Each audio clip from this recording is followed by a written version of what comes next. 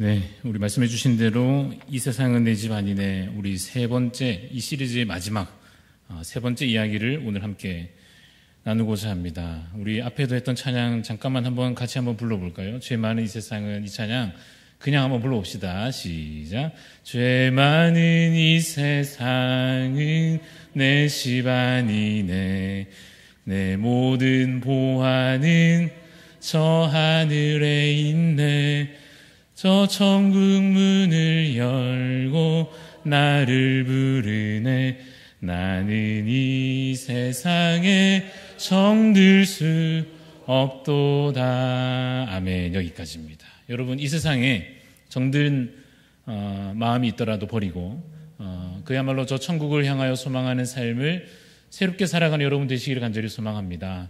그래서 우리가 죄 많은 이 세상 버타여 사는 것을 혹시 과거에 반복하였다 할지라도 오늘까지 우리가 함께 나누는 이 말씀을 통해서 주님, 이제 내 모든 보화는 저 천국에 있습니다. 내 모든 소망도 주님께 있고 이제 내 살아간 이유도 이 땅의 어떠한 것에 속하지 않습니다. 이렇게 담대히 고백해내는 여러분들이 될 수 있기를 간절히 소원합니다. 자, 오늘 그래서 우리가 오늘 잘 아는 탕자 이야기를 하려고 하는데 앞에 본문을 함께 읽기도 했고 여러분들이 어느 정도는 이야기를 좀 아신다 생각하고 좀 이야기를 하도록 하겠습니다. 한 10가지 정도의 질문들을 가지고 본문을 좀 묵상하면서 이것이 오늘 우리에게 어떠한 말씀이 될 것인지 살펴보면 좋겠습니다. 첫 번째 질문은 탕자가 왜 집을 집을 떠나려고 했을까 하는 것입니다. 여러분, 근데 이것이 집을 떠나는 게 가출이 있고 독립이 있지 않습니까? 그렇지 않습니까? 그럼 이 탕자가 지금 집을 떠나는 것은 가출에 가까운 것 같습니까? 독립에 가까운 것 같습니까? 생각하기 나름일 수 있습니다. 제가 사전을 찾아보기도 했는데 가출은 뭐고 독립은 뭔가. 근데 제가 내용을 확인하고 내린 결론은 가출성 독립이다, 이렇게 좀 생각을 했어요. 독립을 하려고는 한 것 같은데 좀 그 성격이 매우 좀 이렇게 아름답지는 못한 것 같아서 좀 이 아버지 마음에는 가출 같고 자기 딴에는 독립 같은 그런 가출성 독립을 하고 있는 것 같다는 생각이 듭니다. 근데 왜 탕자가 잘 지내다가 보기에 괜찮아 보이는데 우리 보기에는 그냥 집에 살면 괜찮을 것 같은 그 집을 왜 나오려고 했을까 하는 것이죠. 부족해서 그러냐, 뭔가 아쉬운 게 있느냐, 어떤 물질적으로 어떤 형편이라고 하는 것으로 집이 크다 작다 이런 걸로 말하자면 부족해서 그런 것은 아닌 것 같습니다. 그래서 생각해 보면 이게 나이대마다 좀 다르게 느껴질 수 있겠습니다만은 탕자의 나이를 저희가 대충 이렇게 머릿속에 상상해 보게 될 때 자유에 대한 갈망이 아닐까 하는 생각이 듭니다. 자녀들은 자라다 보면 어릴 때는 부모님이랑 같이 지내는 게 좋다가도 어느 순간부터 친구가 더 좋아지고 어느 순간부터 돈 받아서 쓰는 게 불편해지고 어느 순간 그냥 내가 벌어서 쓰는 게 내가 그냥 편하게 내 맞추어 집 구하는 게 내 마음대로 일어났다 자고 하는 게 먹고 하는 게 편하겠다 하는 때가 오지 않습니까? 그래서 자유에 대한 갈망 이런 게 아니었겠는가 하는 생각을 해봅니다. 또는 좀 내 것을 가지고 싶은 욕심 같은 것도 있었겠죠. 생각해 보자면 다 풍족해도 부모님, 아버지 집이고 아버지 종들이고 아버지 재산이지 내가 처분할 수 있느냐, 내가 마음대로 뭘 이렇게 권리를 행사할 수 있느냐, 좀 애매한 나이, 애매한 조건에 있었겠지요. 그래서 아마도 우리 공감할 수 있듯이 아무리 많은 것 같고 풍족한 것 같아도 누구는 부러워할지 모르나 나는 그래도 여기서 좀 내 것을 갖고 싶다, 이런 생각도 있었을 것 같습니다. 하나 덧붙여 보면 좀 세상에 대한 호기심도 있지 않았겠는가. 좀 집에서 착하게 자란 자녀들의 경우에 아예 그런 생각이 없다가도 어떻게 이야기를 좀 듣다 보면 나도 한 번쯤은 저런 생활을, 저런 삶을, 저런 세상의 어떤 즐거움을, 어떠한 가보지 못한 그곳을 좀 경험하고 싶은 그 세상에 대한 호기심도 이 탕자의 입장에서는 있었던 것 같습니다. 하나만 더 붙이면 자신감도 좀 있었던 것 같아요. 나가면 괜찮겠지, 할 수 있겠지, 내가 얼마든지 독립해서 돈만 있으면 가서 집 구하고 먹고 일도 필요하면 하고 하면서 지내면 되겠지 하는 식의 자신감이 있었던 것 같습니다. 두 번째 질문은 이겁니다. 그래서 그가 기대한 것은 무엇이었을까 하는 것이죠. 앞에 이야기한 것과 좀 연결되겠습니다만은 뭘 기대했을까? 자유를 제일 기대했겠죠. 지금의 이 안정된 삶보다는 좀 자유롭게. 그래서 결과를 좀 알 수 없다 하더라도 자신만만하긴 하지만 혹시나 좀 굶어도 좀 가난해도 자유롭게 지내는 게 더 낫다는 마음이 있지 않았을까 하는 생각을 해봅니다. 그리고 내 꿈을 좀 이뤄보고 싶은 그런 갑갑한 아들로서의 생활에서 이제 좀 벗어나서 내가 주체가 되고 내가 무언가를 이루어내고 드디어 내가 꿈꾸는 바가 드디어 이루어지는 이런 것들을 이제는 내가 해보겠다 하는 마음도 있지 않았을까. 그래서 이전의 삶에 비해서 아버지의 집에서 지내는 생활에 비해서 더 나은 삶을 당연히 꿈꾸며 나왔겠죠. 결과가 어떻게 됐습니까?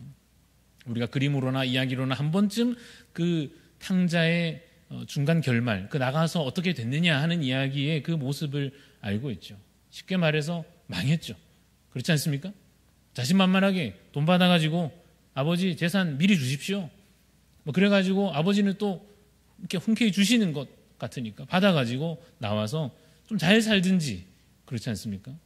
결국은 망했습니다. 오갈 데 없는 신세가 되고 말았습니다.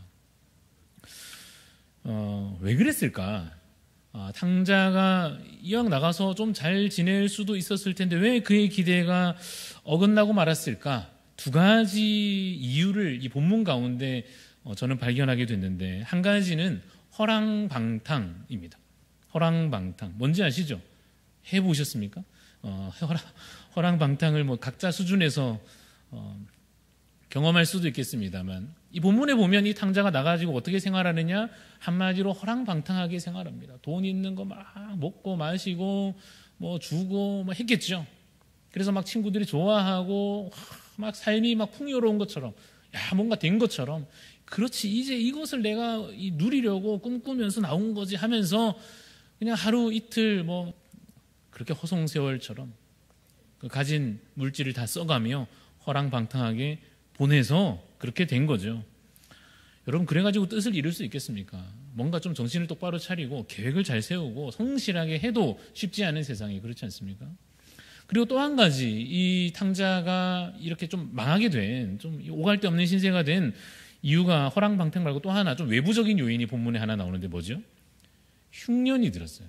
참 일이 안 되려 그러니까 그렇지 않습니까? 흉년이 들어가지고 그나마 그 전까지는 돈을 다 써도 어떻게 지냈는지 모르겠지만 흉년이 들면 그 동네에 어떻게 됩니까? 인심이 있던 인심도 각박해지는 게 이 가난과 이 여러 가지 흉년이라고 하는 상황 아니겠습니까? 친구도 남이 되고 알던 사람도 모른 척해지는 그러한 이 생활 형편이 된 거죠. 그래서 아마도 생각해보면 그가 평소에 친구라고 여겼던 내가 막 밥 사주고 이렇게 지냈던 그 친구 같던 관계가 그 관계의 실체가 뭐였는지 드러나는 상황까지 갔을 것입니다. 그 다음 질문은 이겁니다. 탕자가 언제 아버지의 집을 떠올렸을까? 언제 떠올렸을까요? 이 탕자가 그렇게 지내다가 언제쯤 아버지의 집은 따뜻한데 아버지 집은 그렇게 종들도 많고 편안하고 좋았는데 언제 생각났을까요? 바닥을 치고서야 완전 밑바닥에 내려앉고서야 생각이 나는 거죠. 그 전까지 무슨 생각이나 했겠습니까? 내일은 뭐 할까? 돈 있을 때는 전혀 아버지 기다리시든지 말든지 그렇지 않겠습니까? 철없는 이 아들의 마음이라고 하는 게 그냥 자기 하고 싶은 대로 막 지내다가 언제 아버지 집이 떠올랐는가 하면 다 써버리고 다 잃어버리고 오갈 데 없는 신세가 되고 정말 비참한 형편에 이르러서야 그 바닥에서 쉽게 좀 어렵게 말하면 모든 가능성과 희망이 사라진 그렇죠. 그때 아버지 집이 생각이 나는 거죠. 아버지 집은 이러이러했었는데 이제 좀 고민하는 질문을 던져보겠습니다. 여러분 생각하시기에 아버지 집이 낫습니까? 바깥 세상이 낫습니까? 여러분도 이런 비슷한 경험을 해보셨을 수도 있고 내 자식이 언제 이럴까 봐 걱정이 돼가지고 착한 아들이 언제 갑자기 찾아와서 나가겠다 할지 모르는 불안한 마음을 가진 부모님들도 계실지 모르겠습니다만 이 탕자의 이야기의 한정에서 우리 한번 답해보죠. 이 탕자의 이 형편의 한정에서 생각해보면 어떻습니까? 아버지의 집이 낫습니까? 바깥 세상이 낫습니까? 아버지 집이 낫잖아요. 그렇지 않습니까? 그걸 왜 모를까요? 아버지 집이 훨씬 더 나은데 괜히 나가서 그 고생을 하고 뭐 잠깐 좋을지 몰라도 그 비참한 상황을 맞이하게 될 게 사실은 어찌 보면 뻔한데 왜 그걸 이 아들이 모를까 하는 거죠. 뭐 왜 모르겠습니까? 어리석기 때문에 모르는 겁니다. 세 가지를 모르는 건데 첫 번째, 아버지에 대해서 잘 모르는 거예요. 아버지에 대해서 잘 모른다 이 말은 뭐냐면 이 아들이 생각할 때 아버지가 얼마나 선한 아버지이며 내가 필요하면 사실 얼마든지 줄 수 있는 아버지이고 내가 뭔가 요구하면 거기에 맞춰 주실 수 있는 이야기를 들어보면 살펴보면 그런 좋은 아버지인데 좀 착각한 게 아닌가. 갑갑하게 생각하고 답답하게 생각하고 뭔가 내 말 안 들어준다 생각하고 뭐 그럴 거라고 추측하고 그런 게 아닌가 싶습니다. 또 하나 이 탕자가 모르는 게 있었다면 세상에 대해서 너무 몰랐죠. 안전하게 지낼 때는 확 세상 나가면 뭐 될 줄 알았겠지만 나가보니까 이 세상이 호락호락하지 않다는 걸 나가고서야 경험해 보고서야 알게 된 것입니다. 하나 더 뭘 몰랐느냐? 자기 자신에 대해서도 내가 그걸 할 수 있는지 그러한 능력과 성실함과 그러한 인격과 그런 것을 내가 지금 갖추었느냐? 그렇지 못했는데 자기 자신에 대해서도 잘 몰라서 그런 어리석은 결정을 사실은 한 것 같습니다. 이제 더 중요한 질문으로 가보겠습니다. 여러분, 근데 이것은 실화가 아닙니다. 알고 계시죠? 이 탕자 이야기는 어떤 실제 일어난 사건, 실제 인물의 이야기가 아니고 예수님께서 이 이야기를 누군가에게 들려주고 계신 거예요. 비유로서 지금 이야기하고 계신 것입니다. 그러니까 이것은 사실은 말하자면 설정된 이야기입니다. 등장인물을 예수님께서 일부러 이러이러한 캐릭터로 이러이러한 상황 조건으로 이야기를 만들어 그들에게 들려주고 계신 상황입니다. 그렇다면 예수님께서 이 이야기를 하시면서 이 탕자를 통해서 이 사람이 이 사람들이다 이렇게 보여주고 싶은 사람들이 있단 말이에요. 다시 말해 이 탕자가 누굴 가리키는가? 누굴 가리킬까요? 이건 좀 성경 퀴즈 같은 중요한 질문인데 이걸 알려면 누가복음 15장 1절, 2절 말씀을 보면 됩니다. 성경을 펴셨으면 제가 읽어볼 텐데 성경을 보시면 누가복음 15장 1절에 이렇게 되어 있습니다. 모든 누구죠? 세리와 죄인들이 말씀을 들으려고 가까이 옵니다. 그러니까 이제 많은 사람들이 예수님의 말씀을 그때그때 막 모여서 듣지 않습니까? 누가 가까이 왔다고요? 세리들이 가까이 왔습니다. 죄인들이 가까이 들으러 왔습니다. 2절에 보면 누가 말하죠? 바리새인과 서기관들이 수군수군합니다. 뭐라고 수군거렸을까요? 어떻게 저런 사람들하고 같이 밥을 먹고 어떻게 세리 저 돈 떼먹고 우리 괴롭히고 저런 민족의 반역자 같은 저런 사람들하고 저 예수라고 하는 저분은 역시 이상하다. 잘못됐다. 저래가지고는 같은 죄인 끼리끼리구나 라는 식으로 자기들끼리 뒤에서 수군수군하고 있는 누가요? 바리새인들과 서기관들이. 그리고 누가 말씀을 들으러 왔죠? 세리와 죄인들이. 자, 그럼 맞춰봅시다. 여기 비유 속에 등장하는 탕자는 누구를 가리키는 걸까요?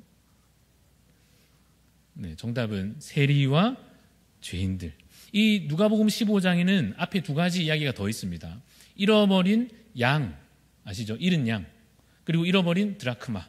여인이 집에서 막 이렇게 쓸면서 동전 찾는 그 이야기가 나오고 세 번째 이야기, 잃어버린 그 아들에 대한 이야기. 이것이 누가복음 15장에 기록되어 있고 예수님께서 이 바리새인들과 서기관들을 향하여서 그리고 주변 사람들도 들으라고 이 말씀을 일부러 들려주고 계시는 중에 있습니다. 이 탕자가 누구를 가리킨다고요? 그 당시에 사람들이 비난하고 죄인이라 여기던 그 사람들이 바로 이 탕자입니다. 그 다음 질문. 바리새인들이 생각하는 게 있습니다. 탕자에 대해서 어떻게 되어야 마땅하다고 생각할까요? 바리새인들 생각할 때 이 이야기가 이렇게 흘러간다면 그 탕자는 어떻게 되어야 마땅합니까? 그냥 집에 들어오면 안 되죠. 그렇지 않습니까? 버림받아야 마땅한 것이고 돌아와서는 안 되는 거고 그런 자격은 이미 상실된 것이다 라고 생각하고 있습니다. 왜냐하면 이 바리새인들이 생각할 때 자기가 잘못한 건데 자기가 돈 달라 그래가지고 아들이 돼가지고 버릇없이 아버지 지금 돌아가시지도 않는데 미리부터 막 돈 달라 그래가지고 아버지 마음 아프게 뭐 그래가지고 나가가지고 자기가 잘못한 건데 뭐 돈이라도 다시 벌어가지고 본전을 갚고 들어온다든지 뭔가 그 죄에 대한 충분한 벌을 받는다든지 그래야 되지, 이렇게 그냥 호락호락 받아주고 이런 건 안 된다는 식으로 생각하는 게 누구냐면 이 바리새인들의 생각이 그랬던 것입니다. 여러분은 어떻게 생각하십니까? 이 질문이 아주 중요한 질문입니다. 뭐라고 되어 있죠? 예수님께서 이 이야기를 왜 들려주고 계신가? 저는 이 자리에 있어서 왜 이 말씀을 지금 전하고 있는가? 다시 예수님으로 돌아가 보면 상황을 우리가 아까 봤죠. 예수님께서 말씀 전하실 때 세리와 죄인들이 막 들으려고 가까이 다가오는데 본인들도 알죠. 민망함을. 그 사람들 모인 데 가면 어떤 취급을 당할지 본인들도 알죠. 그럼에도 불구하고 마음을 가지고 예수님께 나오고 있는 이 죄인들을 향하여서 옆에서는 또 저 죄인들 이렇게 막 비난하는 그 소리가 들리는 와중에 예수님께서 이 이야기를 왜 하고 계신가 하면 예수님께서 이 땅에 오신 그 목적을 설명하고 계시는 것입니다. 예수님께서 이 땅에 왜 오셨습니까? 죄인을 구원하러 오신 것입니다. 그러니까 이 이야기 안에서 좀 더 그 표현을 정확하게 표현하면 돌아와야 된다는 얘기를 지금 예수님 하시는 것입니다. 바리새인들 생각하듯이 저 자격 없는 자들은 쫓겨나야 마땅하고 버림받아야 마땅하다고 생각할지 모르나 당시 유대인들은 그런 식으로 종교 생활을 하고 그런 식으로 하나님을 섬기고 그런 식으로 성경을 외우고 그런 식으로 율법을 지키고 했는지 모르지만 예수님께서는 지금 뭐라고 말씀하시냐면 돌아와야 된다는 얘기를 하시는 것입니다. 그리고 조금 표현을 바꿔서 돌아오면 된다고 하시는 것입니다. 계속 그러고 있으면 안 되는 거죠. 아들이 그렇게 처참하게 되기 전에 좀 더 빨리 돌아왔으면 더 좋았겠고, 아니 지금처럼 그냥 그렇게 비참한 신세가 되고 정말 민망한 상황이 될지라도 그래도 돌아와야 되는 것이요, 돌아오면 된다. 왜요? 받아주시기 때문에. 마치 그 아버지가 달려나가서 입을 맞추고 그 아들에게 이 가락지를 끼우고 잔치를 베풀고 하듯이 하나님 아버지께서는 이 죄인들을 향하여서 기다리고 계심을 말씀하고 계시는 것입니다. 놀라운 구원의 계획을 아버지는 다 세워두고 계셨고, 오기만 하면 뭐 다른 거 갖추어서 올 필요도 없고 준비해서 올 필요도 없고 오기만 하면 된다 하는 것을 예수님께서 이 말씀으로 가르쳐주고 계십니다. 좀 빨리 마칠까 봐 걱정이 되기 시작하는데 계속 가보겠습니다.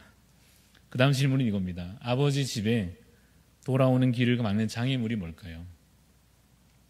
여러분 혹시 가출을 해보셨습니까? 저는 해본 적이 없어가지고 그 마음을 잘 모르겠지만, 나갔다가 나가는 것도 쉽지 않을지 모르지만 들어오는 게 또 쉽지 않을 것 같은데, 내가 당차게 나갔으면 뭐 잘 살아내든지 해야 되는데 다시 이 들어온다는 게 쉽지 않겠다는 생각이 들긴 합니다.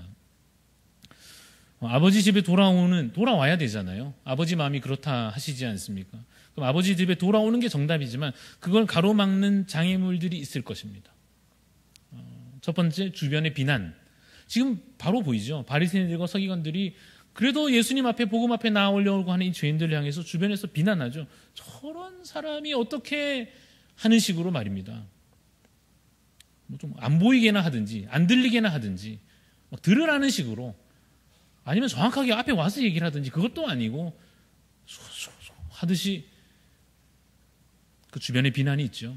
그걸 이기고 나온다는 게 쉽지 않지 않겠습니까? 두 번째, 아버지 집에 돌아오는 것이 맞다 할지라도 그 길을 가로막는 장애물이 또 하나 있는데 뭔가 하면 자기 안에 있는 죄책감이죠. 내가 이래가지고 내가 그날을 생각하면 그 아버지가 막 사실은 뒤에서 울고 있었는데도 나는 나 몰라라 그냥 좋다고 나왔던 그 날을 생각하면 내가 어떻게 그랬나 싶은 죄책감이 몰려올 때 아이고 못 가겠다, 아이고 그냥 내가 어떻게든 밖에서 죽든지 하는 마음이 혹시 그 마음에 깊은 죄책감으로 자신을 무너뜨리면서까지 그 장애물이 되어 돌아오지 못하게 막을 수도 있겠죠. 하나 더 있자면 이게 참 중요한 건데, 아버지에 대한 신뢰가 부족하기 때문에. 보통 여러분 어떻습니까? 집 나간 자녀가 돌아오면 안아줍니까? 때립니까? 어떻게 되는 겁니까? 저는 뭐 해본 적도 없고 받아본 적도 없어서 잘 모르지만 보통 이렇게 잘못하고 나간 아들이 들어올 때 이 이야기처럼 내 아들아 이렇게 보통 됩니까? 어떻습니까? 상상을 막 해보겠죠. 아들 입장에서 내가 들어가면 살아남을 수 있겠는가? 어떻게 하면 내가 돈을 갚아야 되는 건가?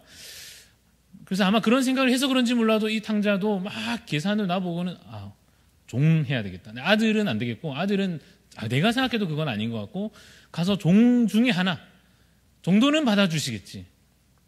아버지에 대해서 착각한 거, 잘못 아는 거죠.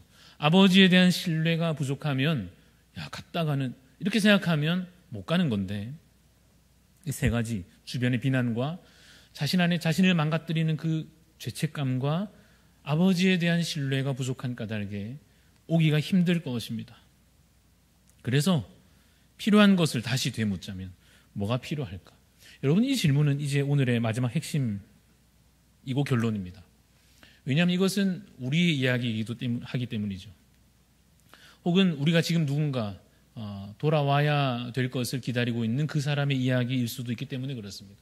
돌아와야 될 텐데 돌아오기 위해서 필요한 게 있습니다. 세 가지를 제가 써왔는데, 첫 번째는 믿음입니다. 아까 이야기한 아버지에 대한 신뢰가 부족하면 오기 힘들다 그랬잖아요. 두드려 맞을까 봐 그거 무서워서 못 갈 수도 있는데, 사실 마침 이 이야기에서는 다행히도 돌아와 보니 아버지가 너무너무 좋은 선한 아버지이셨죠. 그러한 아버지에 대한 신뢰, 이것을 우리의 상황으로 그대로 가져오면 하나님께서 우리가 죄를 가진 상태에서 이 죄를 다 해결하지도 못한 채로 나오면 받아주시는가? 내가 이것을 다 해결하지 못한 것 같은데, 아직도 더러운데, 내 마음도 내 행실도 아직 이 상태에 있는데 이걸 가지고 그대로 집에 가도 되는가? 예배의 자리에 나와도 되는가? 하나님께 나와 기도해도 되는가? 내가 이 삶으로 다시 그리스도인이라고 하는 신분을 내 입술로 고백해도 되는가? 내가 다시 이전의 섬김으로 돌아와도 되는 것인지, 그 잘못된 상태를 가지고 내가 다시 돌아왔다고 말해도 되는 건가에 있어서 믿음이 필요할 것입니다. 하나님에 대한, 하나님이 어떠한 분이신가? 하나님이 어떠한 아버지이신가? 우리가 상상하는 것보다 훨씬 더 그 은혜가 크고 놀라우신 하나님이심을, 아버지이심을 믿는 그 믿음이 필요할 것입니다. 두 번째로, 너무 믿고 너무 편하게 생각하면 그것도 좀 안 될 것 같습니다. 예를 들면 이런 거죠. 너무 막 떳떳해가지고 아버지 봐주겠지, 당연히 뭐 아버지 봐줘야지, 이런 식으로 와가지고 막 아버지 왔습니다 이러면 안 돼. 그건 좀 아니지 않습니까? 그래도 좀 잘못한 게 있는데, 그래서 두 번째 필요한 게 있다면 회개하는 마음이겠죠. 분명히 잘못했으니까, 아버지를 생각할 때 죄송한 게 있으니까 아버지에 대한 신뢰를 가지되, 아버지의 선하심에 대해서 내가 정말 신뢰하면서도 또 한편 내 마음에 뭐가 있죠? 회개하는 마음과 고백이 필요할 것입니다. 내가 지난날 아버지 돈 그거 뭐라고, 그 자유도 아닌데 그거 내가 괜히 착각해서 세상 그게 뭐라고, 주님, 아버지니까 아버지 잘못했습니다 하듯이 주님께 돌아올 때 마찬가지, 주님 내가 지난날 그거 뭐라고 내가 그거 좋다고 뛰쳐나갔던 그 삶을 지금 돌아보니 주님 죄송합니다. 주님 내가 그거 뭐라고 그거 붙잡느라고 그냥 내가 하나님 베드로처럼 내가 주님을 결코 떠나지 않겠습니다 했던 그 모습에서 막 떠나가지고,